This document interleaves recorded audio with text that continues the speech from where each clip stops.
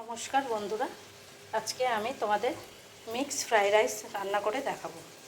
নিয়েছি বাসমতি চাল, 10 মিনিট মতন সেদ্ধ করে নিয়েছি। সেদ্ধ করার সময় জলটাকে খুব ভালো করে গরম করে নিয়ে কয়েকটা গোটা গরম মশলা দিয়ে নিয়েছিলাম, আর দিয়ে নিয়েছিলাম সাদা তেল, যাতে গায়ে গায়ে না লেগে যায়, একদম ঝরঝরে হয়ে যায় রাইসগুলো।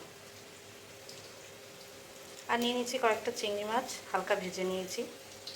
তারপরে নিয়ে নিয়েছি ডিমটাকেও হালকা ফ্রাই করে নিয়ে, আর নিয়ে নিয়েছি ছোটো ছোটো করে চিকেনটাকে ভালো করে ধুয়ে ছোটো ছোটো টুকরো টুকরো করে কেটে লবণ দিয়ে সেদ্ধ করে তারপরে তেলের উপরে লবণ দিয়ে আর গোলমরিচের গুঁড়ো দিয়ে ফ্রাই করে নিয়েছি।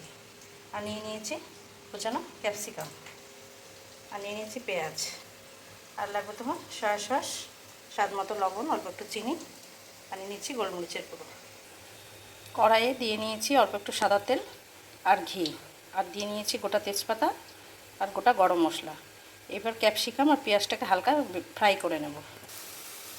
পেঁয়াজ আর ক্যাপসিকামটা আমার ফ্রাই করা হয়ে গেছে। এবার ভাতটা দিয়ে নেব।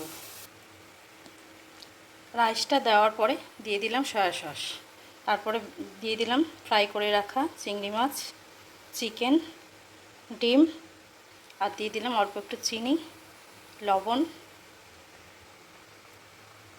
আর দিয়ে দিলাম গোলমরিচের গুঁড়ো। এবার একসাথে খুব ভালো করে মিক্স করে নেব।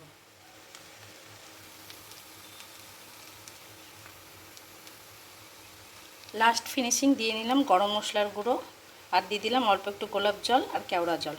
খুব ভালো করে একসাথে মিশিয়ে নিয়েছি। তা একদম রেডি আমার মিক্স ফ্রাইড রাইস। একদম রেডি আমার মিক্স ফ্রাইড রাইস। বন্ধুরা, মিক্স ফ্রাইড রাইসের এই রেসিপিটা ভালো লাগলে তোমরা বাড়িতে অবশ্যই ট্রাই করো। বাচ্চাদের তো ভীষণই ফেভারিট খাবার, বড়োদেরও খুব ভালো লাগবে। অবশ্যই তোমরা বাড়িতে ট্রাই করো।